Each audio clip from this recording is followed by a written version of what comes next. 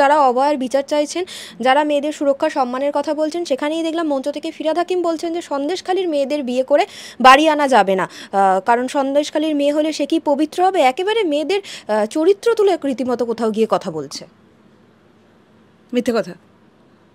প্রথম কথা, কে বলেছে, কখন বলেছে, কোথায় আছে, রেকর্ডিং আছে কিনা, এটা অ্যাবসলিউটলি মিথ্যে কথা। প্রথম কথা, এই মন্ত্রীরা বলে থাকেন মিথ্যে কথা। যাই হোক, এটা এক নম্বর গেল। আর দ্বিতীয়ত, সন্দেশখালীতে কী হচ্ছিল? আমাদের মুখ্যমন্ত্রী তো এখনও, মুখ্যমন্ত্রী কিন্তু জিতেছেন, কি হাজি নুরুল, যিনি এখন নেই, তো হাজি নুরুলের ব্যাপার, হাজি নুরুল জেতার পরও তো মুখ্যমন্ত্রী যায়নি। সন্দেশখালীতে যাওয়ার মতো মুখ্যমন্ত্রী নেই। তো যাই হোক, সেটা একটা অন্য প্রসঙ্গ।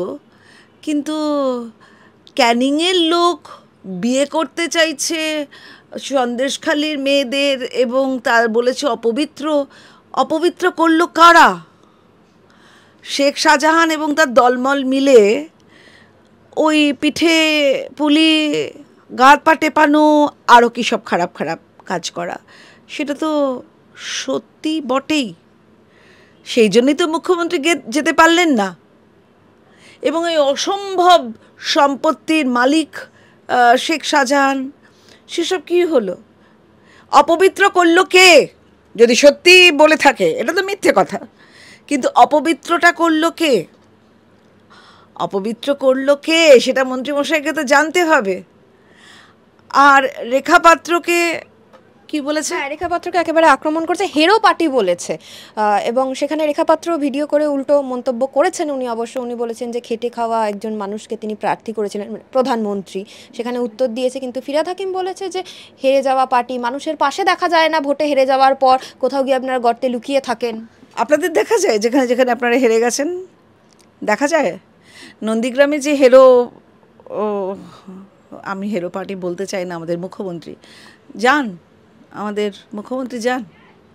গিয়ে মানুষের সুখ সুবিধেগুলো দেখেন। এই তো একটা রেখা পাত্র সম্পর্কে আলোচনা করাটাই ঠিক না। একটা পিছিয়ে পড়া এসসি কাস্টের একটি মেয়ে, তাকে আমাদের প্রধানমন্ত্রী কি প্রচণ্ড সম্মান দিয়ে তাকে নিয়ে এসেছিলেন লোকসভা ইলেকশনের আগে।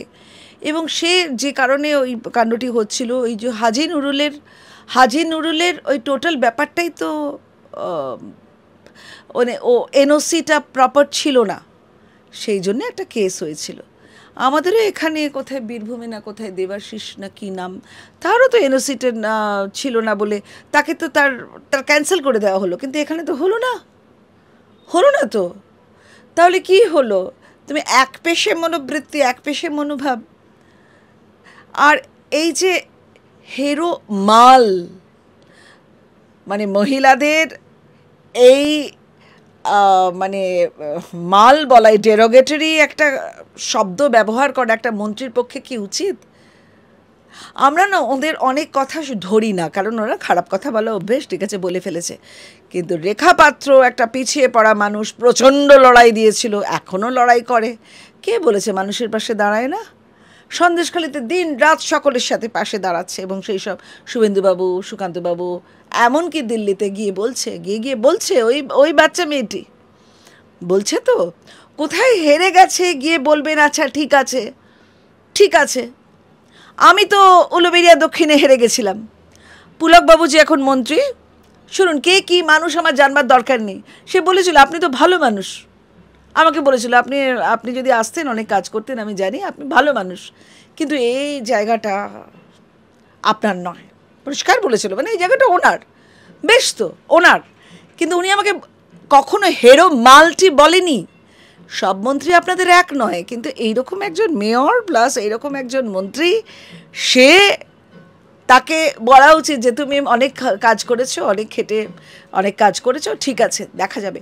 হেরো মাল, আর মাল মানে তো কমোডিটি, মানে আপনারা মহিলাদের মাল দেখেন,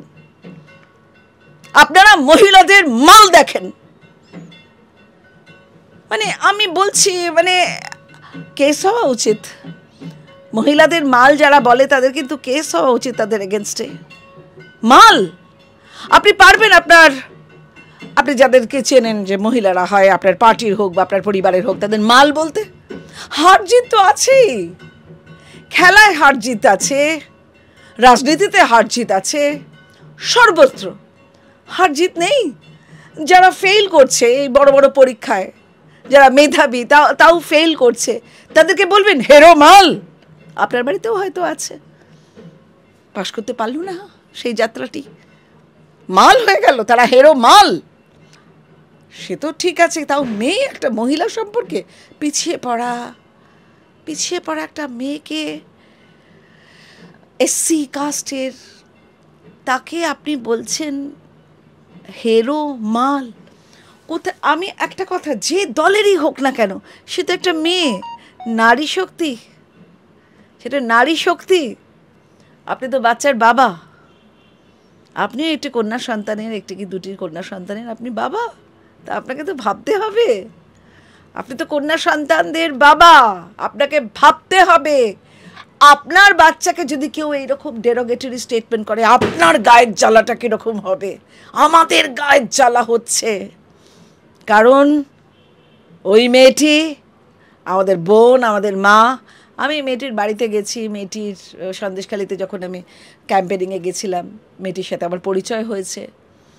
ঘেমে অস্থির হয়ে নিজের বাচ্চাকে কোলে নিয়ে কি না প্রধানমন্ত্রী বলেছে, বলে আমি তো কোনোদিন জানিনি এটা কি করতে হয়, আমি শুধু মানুষের ভালোবাসা চাই আর খুব কাজ করতে চাই মহিলাদের জন্য, বাচ্চাদের জন্য, আমার এই সন্দেশখালির জন্য। আপনি তার ওই এফার্টটা ভাবুন, ভেতর থেকে, অন্তর থেকে। এবং সে কি করেছিল, এই যে হাজি নুরুল, সে তার এনওসিটা প্রপারলি দিতে পারেনি, এতে কেসটা হয়েছে। এটা তো নিয়ম। আপনারা তো সবাই ভোটে দাঁড়ায়, আমরা সবাই ভোটে দাঁড়াই।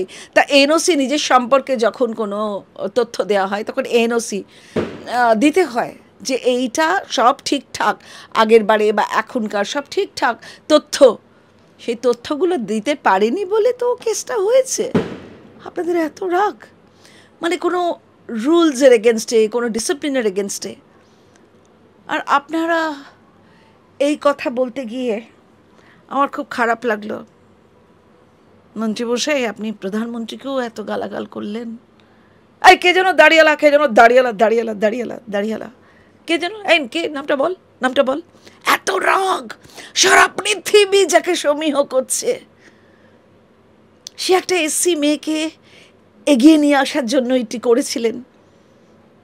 আপনারাও তো বড় বড় সব নায়িকাদের, নুসরাত থেকে শুরু করে সব, আপনারাও তো চান্স নিয়েছিলেন, চান্স নেননি? যে ধোঁয়া দেখে রচনা ব্যানার্জি, তাদের জনপ্রিয়তায় জিতে গেছে। কিন্তু তারপর তারা যা করছে, সে তো ঘোরাতেও হাসবে তাদের কথা শুনলে, সেসব অ্যাপার্ট। কিন্তু এই যে নন্দীগ্রামে যখন আমাদের মুখ্যমন্ত্রী হেরে গেছিলেন, তাকে তো কেউ হেরো মাল বলেনি। তাকে হারিয়ে দেওয়াটাই একটা অ্যাচিভমেন্ট। এটা বলতে পারতেন যে হাজি নুরুল তাকে হারিয়ে দিয়েছে, ঠিক হয়নি। ওই এসসি থেকে নিয়ে এসেছে, মেয়েটি যতই লড়াই করুক পারল না আমাদের সাথে, দ্যাটস ইট। কিন্তু রাজনীতিতে আপনি হেরো মাল বলবেন এবং আমরা সবাই শুনবো। আমরা কিন্তু মন্ত্রীমশাই, আপনারা যেই হন না কেন, আমি আপনাকে চিনতাম, যে ববিদাকে আমি চিনতাম, এই দলে থেকে সেই ববিদা চেঞ্জ হয়ে গেছে। I am very sorry to say. ওই যে করে কেঁদেছিলেন না আপনি নাটক দেখিয়ে, প্রধানমন্ত্রী নাকি কেঁদেছেন, আমাদের সত্যিই কান্না পাচ্ছে, কারণ চোখের সামনে মানুষগুলো বদলে যাচ্ছে।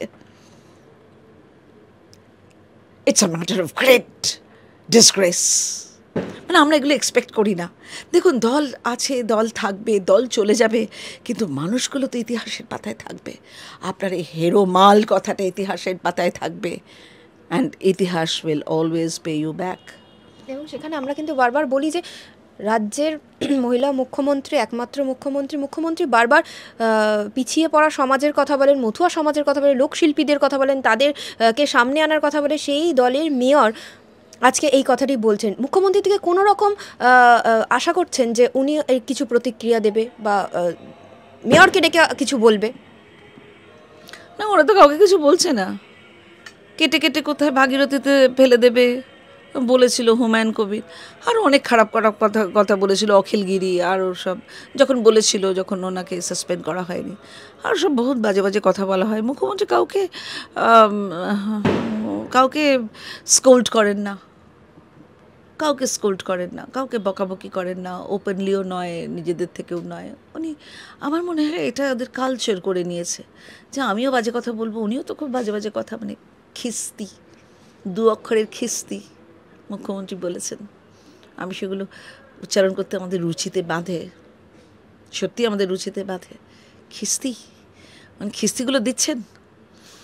আর ভাই আপনাদের হাত জোর করে বলছি, মাল ফাল বলবেন না। রেখাপাত্রকে যদি মাল বলেন তাহলে আমাদের কি বলছেন আমরা জানি না, কতটা গালাগাল করছেন আমরা জানি না। গালাগালটা করবেন না, একদম মারধর করতে বাকি রাখছেন না। ধর্ষণ, এ ও খুন, রাজানি, অগ্নিপ্রজ্বলন থেকে শুরু করে কি না। তারপর মাল, মাল তো কমিউনিটি, মালগুলো তৈরি করুন না, শিল্প আনুন না, শিল্প আনুন, তার থেকে শিল্প আনুন, চেষ্টা করুন।